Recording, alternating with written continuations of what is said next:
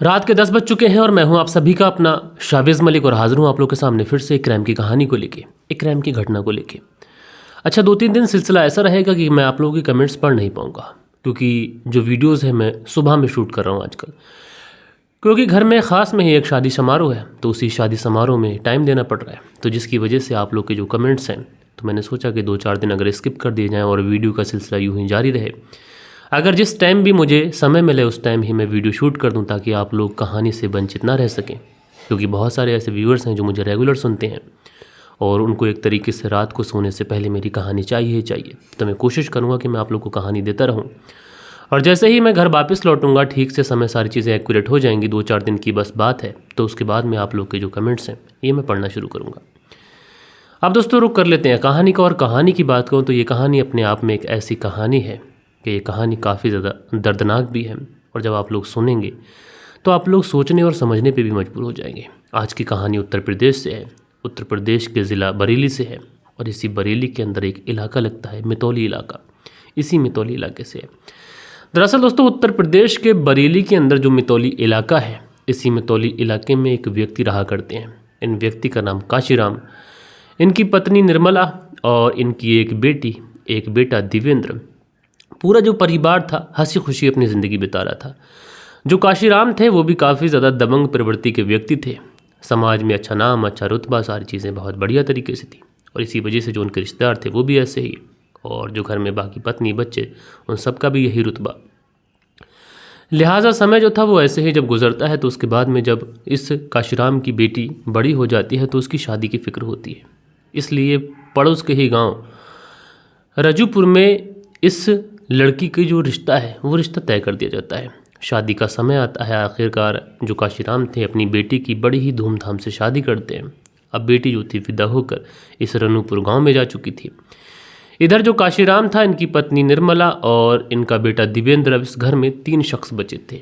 अब काशीराम को भी लगता था कि जो बेटा दिवेंद्र है ये पढ़ लिख कर अच्छा नाम करेगा, अच्छा रुतबा कमाएगा। धीरे धीरे वक्त गुजरता है और जो बेटा दिवेंद्र था अब 12th की पढ़ाई कर लेता है, और उसके बाद में अपनी आगे की पढ़ाई के बारे में सोचता है। अब परिवार में वैसे तो सारी चीज़ें ठीक चल रही थी, लेकिन अचानक से इस परिवार के लिए एक दिन जो कि काफ़ी ज़्यादा ख़राब होता है।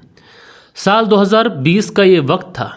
बेटा अपनी पढ़ाई के बारे में चिंतित था, बेटा अपनी पढ़ाई कर रहा था। इधर जो काशीराम होते हैं, साल 2020 में अचानक से इनके मोबाइल पर एक फ़ोन आता है। जैसे ही काशीराम उस फ़ोन को उठाते हैं, हेलो बोलते हैं, तो सामने से काशीराम का दोस्त बड़ा घबराया हुआ उससे हेलो कर बात करता है। काशीराम पूछते हैं क्या हुआ, तो वो जो दोस्त है वो काशीराम से कहता है कि दरअसल मेरा झगड़ा हो गया है और तुम जल्दी से आ जाओ। अब काशीराम जब दोस्त की तरफ से बुलावा आता है, दौड़ा दौड़ा भागा भागा उसके पास पहुंचता है। लेकिन दोस्तों वहाँ पर जब झगड़ा होता है तो काशीराम और उसके दोस्त के द्वारा एक व्यक्ति का कत्ल हो जाता है। अब जब कत्ल होता है मामला पुलिस में पहुंचता है, पुलिस आती है, काशीराम और उसके दोस्त को गिरफ्तार करती है। गिरफ्तार करने के बाद में मामला कोर्ट में पहुंचता है। अच्छा, कोर्ट में जब इस केस की सुनवाई होती है तो फैसले तक कोर्ट आदेश देती है जो काशीराम हैं उन्हें न्यायिक हिरासत में भेजा जाए, यानी पुलिस कस्टडी में ना भेजकर उन्हें न्यायिक हिरासत में भेजा जाए। अब इधर जो काशीराम थे न्यायिक हिरासत में जा चुके थे। इधर काशीराम की जो पत्नी थी निर्मला, सारे घर की जिम्मेदारी उसी पे आ चुकी थी। बेटा था जिसकी उम्र महज 13-14 साल के आसपास थी। अब सारी ही चीज़ें जैसे चल रही थी वैसे ही चल रही थी। पत्नी परेशान थी, वो अपने पति से मिलने जाती और अपने पति के केस की पैरवी करती, कोशिश करती किसी तरीके से पति को ज़मानत मिल जाए। अच्छा, काशीराम भी ये सोच रहे थे कि उसकी जो पत्नी है भरपूर कोशिश कर रही है और बहुत जल्द ही उनको ज़मानत मिल जाएगी। साल 2020 में काशीराम न्यायिक हिरासत में गए थे। साल 2020 भी बीत जाता है, 2021 आ जाता है, 2021 भी तकरीबन आधा गुजर जाता है, और तभी आ जाता है जुलाई और अगस्त का महीना। जुलाई अगस्त के महीने में काशीराम का जो बेटा होता है दिवेंद्र अपनी माँ से ये कह के जाता है कि मैं खेलने के लिए जा रहा हूँ और बहुत जल्द लौट आऊँगा। और उसके बाद में वो काशीराम का जो बेटा दिवेंद्र होता है वो जब खेलने के लिए जाता है तो उसके बाद लौटकर वापस नहीं आता। अब जब दिवेंद्र वापस नहीं आता है तो माँ निर्मला थोड़ी सी परेशान होती है। वो कोशिश करती है कि उस जगहों पर जाकर देखे जहाँ पर वो खेलने जाता है। अब वहाँ पर जाके देखती है तो वहाँ पर भी कुछ पता नहीं। उसके बाद में अब इसे चिंता जो थी वो इसकी बहुत ज़्यादा बढ़ जाती है। लिहाजा अब ये बेटे को खोजने के लिए तमाम दोस्तों के पास पहुँचती है। अब जब माँ तमाम मिलने वाले लोगों से जाकर पता करती है तो हर जगह से यही जवाब मिलता है कि देवेंद्र आज नहीं आया। तमाम मिलने वालों से, तमाम दोस्तों से, तमाम जगह पूछ लिया था। अब धीरे धीरे ये जो बात थी ये पूरे गांव के अंदर फैल जाती है कि जो काशीराम का बेटा देवेंद्र है वो घर पर नहीं आया है। लिहाजा पूरा जो गांव था वो इकट्ठा हो जाता है। गांव के अंदर अमूमन हमने इस तरीके की चीज़ें देखी हैं कि अगर किसी को कोई प्रॉब्लम होती है, कोई किसी मुश्किल में, किसी परेशानी में आता है तो पूरा गांव इकट्ठा हो जाता है। लेकिन शहर के अंदर ये चीज़ें नहीं होती। जिसके ऊपर होती है वही बस झेलता है, बाकी किसी को कोई मतलब नहीं। अब पूरे गांव के लोग काशीराम के घर पर इकट्ठा हो जाते हैं। उसके बाद में काशीराम की पत्नी और बाकी जो सारे लोग थे अब इस देवेंद्र को ढूंढने के लिए निकलते हैं। फिर से वापस से उन जगहों पर जाते हैं जहाँ कहीं पर क्रिकेट हो रहा था, जहाँ कहीं पर वॉलीबॉल हो रहा था, जहाँ कहीं पर गिल्ली डंडा हो रहा था। हर जगह पर ढूंढने की कोशिश करते हैं। पूरा का पूरा दिन गुजर जाता है, लेकिन जो काशीराम का बेटा देवेंद्र था उसका कहीं पर भी कोई पता नहीं चलता है। अब दोस्तों देवेंद्र को ढूंढते ढूंढते पूरा दिन गुजर जाता है। गांव वाले, बाकी जितने रिश्तेदार थे, तमाम लोग परेशान भी होते हैं। उसके बाद में गांव वाले तमाम लोग ये बातें भी करते हैं कि जो इस निर्मला के पति हैं जिनका नाम काशीराम है वो ऑलरेडी एक मर्डर केस के इल्ज़ाम में जेल में बंद हैं। तो बहुत मुमकिन है कि किसी ने दुश्मनी में उस बेटे के साथ में कुछ गलत कर दिया हो। अब हमने तो जो कोशिश करना थी वो हमने कर ली। हर जगह हमने ढूंढ लिया, तमाम घरों में, तमाम रिश्तेदारों में, तमाम दोस्तों से पूछताछ कर ली, लेकिन देवेंद्र का कहीं कोई पता नहीं है। लिहाजा बेहतर यही होगा कि अब खुद ढूंढने से बेहतर हम लोग ये मामला पुलिस को सौंप दें। अब जब गांव वाले, रिश्तेदार, तमाम लोग जब ये सुझाव देते हैं तो जो निर्मला थी काशीराम की पत्नी, उनको भी ये सुझाव पसंद आता है। उसके बाद मामला पुलिस में जाता है। पुलिस में जाने के बाद में सारी बात पुलिस वालों को बताई जाती है। पुलिस वाले नाम पूछते हैं, पता पूछते हैं, एड्रेस पूछते हैं। सारी चीज़ें पूछने के बाद में लड़के की उम्र पूछते हैं। अब जब उम्र बताई जाती है कि 16 से 18 साल के बीच में उसकी उम्र है, तो जो पुलिस वालों का जहन था वो दूसरी दिशा में चला जाता है कि हो सकता है कि कोई एग्ज़ाम का प्रेशर हो, या फिर ये भी हो सकता है कि किसी लड़की वगैरह का कोई चक्कर हो, और इस दिशा में पुलिस वाले सोचने लगते हैं। अमूमन दोस्तों ऐसा होता भी है, इसमें कोई कहने वाली बात है नहीं। पुलिस वाले भी जो सोचते हैं वो सही दिशा में ही सोचते हैं, क्योंकि ज़्यादातर मोस्टली केसों में ऐसा ही होता है। लिहाजा पुलिस जो थी वो अब इस मामले को दर्ज कर लेती है। मामले को दर्ज करने के बाद में अब औपचारिक रूप से इस देवेंद्र को खोजने की शुरुआत करती है। अब पुलिस वाले जो थे वो देवेंद्र को ढूंढ रहे हैं। एक दिन गुजर जाता है, 2 दिन गुजर जाता है, हफ्तों का समय गुजर जाता है, लेकिन जो देवेंद्र था इसका कहीं पर भी कोई पता नहीं था। अब दोस्तों होता यूँ है कि इस गांव का एक व्यक्ति किसी काम से कहीं जा रहा था। देखता क्या है कि गांव के ही पास में एक नदी पड़ती है। उस नदी के पास में बालू है। उसी बालू में से एक हाथ दिखाई पड़ रहा है। अब दोस्तों इतने ज़्यादा दिन गुजर चुके हैं, अब जब इस तरीके से वो हाथ दिखाई पड़ता है तो जो व्यक्ति होता है वो अपने जहन में सोचता है कि ये कोई ऐसी जगह भी नहीं है कि यहाँ पर किसी को दफनाया गया हो। अगर नॉर्मली किसी को दफनाया भी गया है तो फिर इतना ऊपर कैसे दफना दिया कि उसका हाथ बाहर निकल गया। अच्छा, हाथ की जो अवस्था थी वो पूरी तरीके से डैमेज हो चुका था। 7 से 8 दिन पुरानी ये डेड बॉडी शायद होगी। हाथ सड़ चुका था, गल चुका था। अब इस व्यक्ति के जहन में ये चीज़ें आती हैं कि अगर इसको दफनाया गया है तो फिर इस तरीके से क्यों दफनाया गया कि उसका हाथ बाहर आ गया, या फिर किसी ने अगर कत्ल करके दफनाया है तो शायद मामला दूसरा है। लिहाजा वो जो गांव वाला था इस तरीके की चीज़ें देखता है, वो समझ तो जाता है कि किसी नेचुरल डेथ का मामला तो है नहीं, किसी परिवार वाले ने इस नदी के किनारे तो लाके अपने परिवार के सदस्य को नहीं दफनाया होगा। लिहाजा वो भागता है और भागने के बाद में गांव में पहुंचता है और गांव वालों को इत्तला करता है कि इस तरीके से जो नदी है उसमें बालू में एक हाथ दिखाई पड़ रहा है, इंसानी हाथ है, 8 से 10 दिन पुराना दिखाई पड़ रहा है। तुरंत गांव वाले जो थे वो वहां पर पहुंचने से पहले पुलिस को खबर कर देते हैं। अब गांव वाले भी पहुंच जाते हैं, पुलिस भी आ जाती है। पुलिस उस पूरी जगह की तफ्तीश करती है। तफ्तीश करने के बाद में जब वहाँ पर तलाशी की जाती है तो वहाँ पर पुलिस को एक इंसानी शव मिलता है। अब जब शव की शनाख्त की जाती है तो ये जो शव था ये किसी और का नहीं बल्कि निर्मला के बेटे देवेंद्र का था। अब जैसे ही ये सारी चीज़ें निर्मला को पता चलती हैं कि उसके बेटे की डेड बॉडी है, उसका तो मानो बुरा हाल हो जाता है। अच्छा, इन सारी चीज़ों के बारे में जो निर्मला के पति जो हैं वो काशीराम, उनको कुछ भी सूचना नहीं है, उनको कुछ भी पता नहीं है कि क्या कुछ हो गया। इधर निर्मला का बुरा हाल है। उसके बाद में गांव वालों से पुलिस वाले कहते हैं कि ये जो मामला है ये हमें दूसरी साइड लेके जा रहा है, क्योंकि इस मामले में ना ये जो व्यक्ति है ना इसके जिस्म पर कोई चोट है, ना कोई ऐसी हैवी इंजरी कोई दिखाई पड़ रही है। तो उसके बाद में गांव वाले कहते हैं कि क्या कुछ हुआ होगा। तो पुलिस वाले बस यहाँ पर ज़हनी तौर पे बताते हैं कि हो सकता है कि देवेंद्र इस नदी में नहाने आया हो और नदी में डूबने की वजह से उसकी मौत हो गई हो। उसके बाद में हवा के या फिर पानी के बहाव से आगे ये बालू की साइड लग गया हो। उसके बाद में हवा और पानी के बहाव से यहाँ पर रेत जो है परत दर परत चढ़ती चली गई हो, ऐसा कुछ हो सकता है। लिहाजा ये बातें जब काशीराम की पत्नी निर्मला को बताई जाती है तो निर्मला भी कहती है कि साहब मुझे क्या ही कार्रवाई चाहिए, अब इस मामले में जब ऐसा है तो हो सकता है ऐसा ही हुआ हो, क्योंकि अगर डेड बॉडी का पोस्टमार्टम कराऊंगी और पोस्टमार्टम कराने के बाद में पता चलेगा तो बेटे के साथ में चीरफाड़ होगी, तो एक माँ के कलेजे पर ये चीज़ें छुरी की तरह चलेंगी। इसलिए माँ भी चाहती है कि अब इस बेटे की किसी भी तरीके की कोई भी पोस्टमार्टम या फिर कोई भी इसकी डेड बॉडी के साथ में चीरफाड़ ना की जाए तो बेहतर है। अब जब तमाम गांव वाले और पुलिस वाले निर्मला को चीज़ें पहले ही कन्विंस करा चुके थे, निर्मला भी मान चुकी थी, उसके बाद में जो डेड बॉडी थी ये निर्मला को सौंप दी जाती है। पुलिस वाले भी अपना पिंड छुड़ा लेते हैं। उसके बाद में डेड बॉडी का अंतिम संस्कार कर दिया जाता है। गांव वाले ही मुख अग्नि वगैरह देते हैं, क्योंकि काशीराम को तो किसी बारे में कुछ नॉलेज ही नहीं है, उसे तो कुछ पता ही नहीं है कि उसके घर में क्या कुछ हो गया है। और इस निर्मला के घर में और कोई पुरुष था भी नहीं, इसलिए गांव के जो कुछ बुजुर्ग लोग होते हैं वही मुख अग्नि देते हैं। अब समय गुजरने लगता है, काशीराम को कुछ पता नहीं है।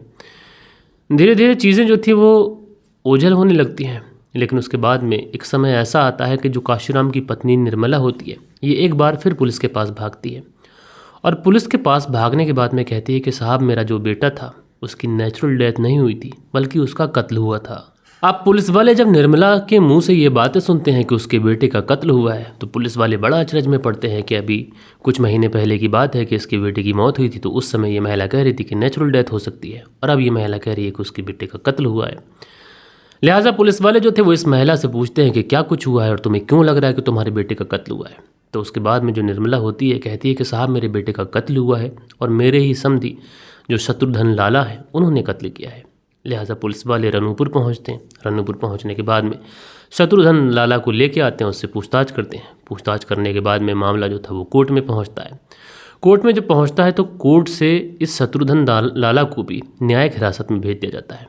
इधर पुलिस जो थी वो कहीं ना कहीं बड़ी अचरज में थी कि आखिरकार इस महिला निर्मला को ऐसा क्यों लगा कि उसके ही समधी शत्रुधन लाला ने उसके बेटे का कत्ल किया है। लिहाजा कहीं ना कहीं अब पुलिस वालों की जो शक की सुई थी इस निर्मला के ऊपर भी जा रही थी।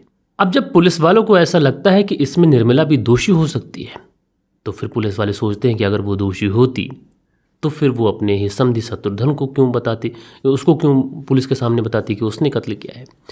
लिहाजा पुलिस वाले जो थे वो इस एंगल पर छानबीन शुरू करते हैं। और दोस्तों, जब पुलिस वाले इस एंगल पर छानबीन शुरू करते हैं तो पुलिस वालों को कुछ चीज़ें दिखाई पड़ती हैं, और ये देखने को मिलता है कि निर्मला के बेटे देवेंद्र का जो कत्ल हुआ है उसमें शत्रुधन लाला तो जिम्मेदार है ही है, साथ के साथ जो काशीराम की पत्नी निर्मला है यानी देवेंद्र की माँ, वो भी अपने बेटे के कत्ल में उतनी ही भागीदार है। निर्मला भी उतनी ही भागीदार है, और जब शत्रुधन से उसकी बननी बंद हो गई, निर्मला ने ही शत्रुधन के साथ मिलकर अपने बेटे का कत्ल किया था। और जब शत्रुधन से बननी बंद हो गई तो उसके बाद में उसने थाने में जाकर गवाही दे दी कि उसने उसके बेटे का कत्ल किया है। लिहाजा जो पुलिस वाले थे अब इस निर्मला को भी गिरफ्तार करते हैं। निर्मला को गिरफ्तार करने के बाद में इसे भी जेल में ले आके आते हैं। अब जो वक्त था वो धीरे धीरे गुजरने लगता है। पुलिस वाले इस मामले में और गहनता से छानबीन कर रहे हैं। अब यहाँ पर जो काशीराम थे वो तो ऑलरेडी पहले से ही जेल में थे, उन्हें वो पता ही नहीं था कि उनके परिवार में क्या कुछ हुआ है। उनके समधी भी जेल में है, साथ के साथ उनकी पत्नी भी जेल में है। जो बेटा देवेंद्र है वो बेटा इस दुनिया में ही नहीं है। वक्त गुजर रहा है, साल 2021 का ये मामला था। धीरे धीरे वक्त गुजरा और साल 2022 आ जाती है। और इस साल 2022 में एक महीना ऐसा आता है कि जो काशीराम थे उनको बेल मिल जाती है। अब साल 2022 में काशीराम को जब ज़मानत मिलती है तो बड़ी ही उम्मीद में काशीराम अपने घर पहुंचता है। घर इस उम्मीद में पहुंचता है कि उसकी पत्नी जो है वो उसकी राह तक रही होगी, उसका बेटा उसकी राह तक रहा होगा। लेकिन काशीराम जब घर पर पहुंचता है तो उस घर पर ताला पड़ा होता है, और एक साल से जिस घर के अंदर कोई व्यक्ति रह ना रहा हो तो आप अंदाज़ा लगा सकते हैं कि उस घर की क्या हालत होगी। जब काशीराम इस तरीके से अपने घर को देखता है तो बड़ा अचरज में पड़ जाता है कि सारे लोग कहाँ गए, घर में ताला क्यों पड़ा है, और ताला भी ऐसे पड़ा है कि मानो जैसे कोई बरसों से इस घर में रह ना रहा हो। इसलिए काशीराम जो था वो पड़ोसियों से बात करता है कि आखिरकार इस घर के लोग सब कहाँ गए। लेकिन जब काशीराम पड़ोसियों से बात करता है, कुछ पूछता है, तो काशीराम को एक ऐसी कहानी पता चलती है जिसे सुन के वो परेशान हो जाता है। दरअसल गांव वालों से और मोहल्ले वालों से इस काशीराम को ये पता चलता है कि जब काशीराम को जेल हो गई थी कत्ल के इल्ज़ाम में, ये जेल में था। अब चूंकि इसने बेटी की जो थी वो शादी कर दी थी रनूपुर गांव में, इसलिए काशीराम के एक संबंधी थे जिन संबंधी का नाम था शत्रुधन लाला।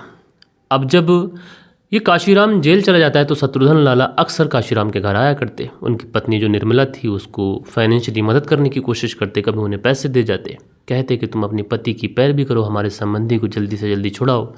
अगर तुम्हें इसके लिए कुछ पैसे चाहिए होंगे तो पैसे भी मैं तुम्हें देने की कोशिश करूँगा, और जो भी मदद होगी मैं तुम्हारी करने की कोशिश करूँगा। अब धीरे धीरे ये चीज़ें चलती रहती हैं, लेकिन आजकल का जो गंदा समाज है, गंदी सोच है, उसी में ये जो संबंधी और जो समधन वाला जो रिश्ता होता है, ये रिश्ता भी अपवित्र होता है। दोनों के बीच में नज़दीकियाँ बन जाती हैं। जब इन दोनों के बीच में नज़दीकियाँ बन जाती हैं तो आए दिन कभी जो शत्रुघ्न लाला था वो इस निर्मला के घर आ जाता, कभी निर्मला उसके घर पहुंच जाती। यही सारी चीज़ें चलती रहती हैं। अब जो बेटा था दिव्येंद्र, ये भी कम से कम 15-16 साल का था। तो जो काशीराम की पत्नी निर्मला थी, तो वो अपनी बेटी की वजह से कई बार ऐसा होता था कि शत्रुघ्न लाला के घर पे ही जाके उससे मुलाकात करती थी। जो बेटी थी और जो दामाद था, अगर वो कहीं घर से बाहर जाते तो शत्रुघ्न लाला फ़ोन कर दिया करता था निर्मला को। तो उसके बाद में एक दिन ऐसा आता है कि जो निर्मला थी अपने बेटे दिव्येंद्र से कहती है कि मैं तुम्हारे पिता से मिलने के लिए जेल जा रही हूँ और उनकी ज़मानत के लिए मुझे कुछ इंतज़ाम करना है। लेकिन जो निर्मला थी जब घर से निकलती है तो कहीं ना कहीं दिव्येंद्र को ऐसा लगता है कि माँ झूठ बोल रही है। अब ना जाने दिव्येंद्र को ऐसा क्यों लगा था। उसके बाद में जो दिव्येंद्र था ये अपनी माँ निर्मला का पीछा करता है, तो देखता क्या है कि इसकी जो माँ है जेल ना जाकर बल्कि रनूपुर गांव पहुंचती है। अब रनूपुर गांव में उसने अपनी बहन की शादी की थी, इसलिए बहन के ससुराल में पहुंचती है। तो फिर सोचता है कि हो सकता है कि बहन के यहाँ कुछ काम हो, लेकिन जब धीरे धीरे पीछा करता है, पीछा करने के बाद में पहुँचता है तो देखता क्या है कि बहन के ससुराल में कोई भी नहीं है, बस बहन के ससुर जो हैं शत्रुघ्न लाला वही मौजूद हैं। उसके बाद में जो काशीराम की पत्नी निर्मला थी वो घर के अंदर इंटर करती है। अब जैसे ही घर के अंदर इंटर करती है तो जो दिव्येंद्र था ये खिड़की से झांकने की कोशिश करता है, और जैसे ही ये खिड़की से झांकता है तो देखता क्या है कि इसकी माँ जो निर्मला है ये अपनी ही बहन, अपनी ही बेटी के ससुर के साथ में कुछ आपत्तिजनक हालत में, जब इस तरीके से वो देखता है कि मेरी ही बहन के ससुर के साथ में जो मेरी माँ है वो आपत्तिजनक हालत में, वो आवाज़ लगाता है कि ये तुम लोग क्या कर रहे हो, और उसके बाद में कुछ कहता नहीं है, बस वापस लौटने लगता है। अब जैसे ही निर्मला अपने बेटे को वापस लौटता हुआ देखती है तो उसके बाद में सोचती है कि अब ये जाएगा सबको बता देगा, बड़ी बदनामी हो जाएगी। लिहाजा अपने समधी से कहती है शत्रुघ्न लाला से कि अब इसको वापस लौटने मत दो। उसके बाद में ये इशारा करती है, शत्रुघ्न लाला भागता है, भागने के बाद में उस लड़के को पकड़ता है, पकड़ने के बाद में अंदर लेके आता है। उसके बाद में उसे डराया धमकाया जाता है, लेकिन लड़का कुछ बोलता नहीं है कि उसी समय जो निर्मला थी ये कहती है कि इसका काम तमाम कर दो, और उसके बाद में अपनी ही चुनरी से अपने ही बेटे का गला दबाकर उसकी हत्या करती है।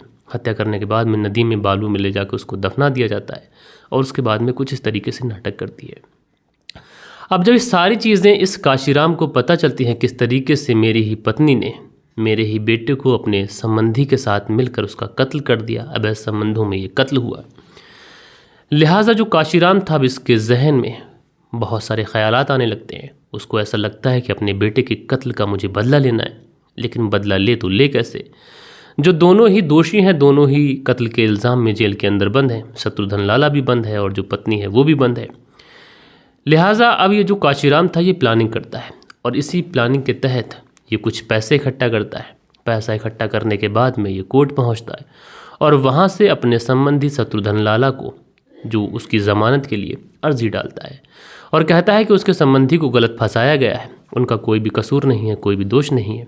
अब ये सारी चीज़ें शत्रुघ्न लाला जब जेल के अंदर सुनता है बड़ा खुश हो जाता है कि उसका संबंधी उसकी पैरवी कर रहा है, उसने कत्ल भी किया था और वो छूट भी जाएगा, और जिस वजह से कत्ल हुआ था, जिस शख्स के लिए कत्ल हुआ था वो कत्ल के इल्ज़ाम में जेल में है।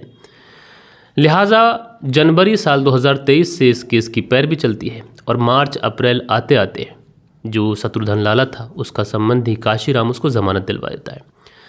अब दोस्तों काशीराम ने शत्रुघ्न लाला को ज़मानत दिलवा दी थी। शत्रुघ्न लाला घर आ जाता है, बहुत ज़्यादा खुश होता है कि चलो ठीक है, सारे काम काज मैंने कर लिए, और उसके बाद में जो दोषी है वो जेल में चला गया और मेरी भी ज़िंदगी बहाल हो गई।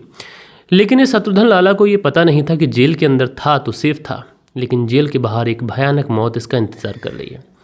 अब दोस्तों मार्च अप्रैल में इसकी ज़मानत हुई थी, और उसके बाद में मई का महीना आ जाता है, और इस मई के महीने में शत्रुघ्न लाला खेत पर होता है कि उसी समय देखता क्या है कि इसका जो समधी है काशीराम वो उसके पास आता है। शत्रुघ्न लाला सोचता है कि नॉर्मल सी बात है कि हो सकता है घर आया हो, घर आके पूछा हो कि मैं खेत पर हूँ तो खेत पे आ गया हो, कौन सी इसमें बड़ी बात है। लेकिन जैसे ही काशीराम पहुँचता है तो उसके बाद में शत्रुघ्न लाला कहता है कि काओ कैसे आना हुआ। तो जो काशीराम होता है वो कहता है कि तुम्हारे बुरे कामों का हिसाब लेना है। अब जैसे ही ये बातें शत्रुघ्न लाला सुनता है उसको अजीब लगता है कि ये क्या बोल रहा है। अब वो कुछ कर पाता है इससे पहले ही काशीराम एक पिस्तल निकालता है, और उसके बाद में 2 गोली शत्रुघ्न लाला के सर में मारता है, एक उसके पेट में मारता है। अब जब इस तरीके से गोलियां लगती हैं तो ऑन द स्पॉट उसकी मौत हो जाती है। और उसके बाद में जो काशीराम था ये भागने की कोशिश करता है। ये मामला पुलिस में पहुंचता है। पुलिस जब पूछताछ करती है काशीराम से कि तुमने हत्या क्यों की, तो वो बताता है कि इस तरीके से उसके बेटे का इन लोगों ने कत्ल किया था और इस वजह से मैंने बदला लिया है और बदला लेने के बाद में आज मैं यहाँ पर हूँ।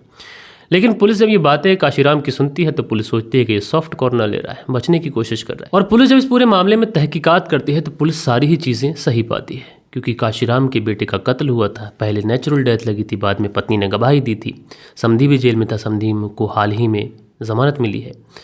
तो सारी ही चीज़ें बरी थीं। लेकिन आप लोगों ने देखा कि इस तरीके से एक महिला जो पहले तो पति की जेल में जाने के गम से मुब्तला थी, उसके बाद में अपने संधी के साथ में इस तरीके के रिश्ते बनाती है और उसके बाद में अपने इकलौते बेटे का कत्ल कर देती है। दोस्तों, ऐसी माँ के बारे में आप लोग क्या कहना चाहते हैं और काशीराम ने क्या सही किया या उसको नहीं करना चाहिए था? आप लोग अपनी राय ज़रूर बताइएगा। बाकी आप लोगों के जो भी कमेंट्स हैं दोस्तों, जब मैं वापस आ जाऊँगा तो पढ़ूंगा। जब तक के लिए अपना ख्याल रखिएगा, दोस्तों का ख्याल रखिएगा, देश का ख्याल रखिएगा, परिवार के रिश्तों की अहमियत को समझिएगा। जय हिंद, जय भारत।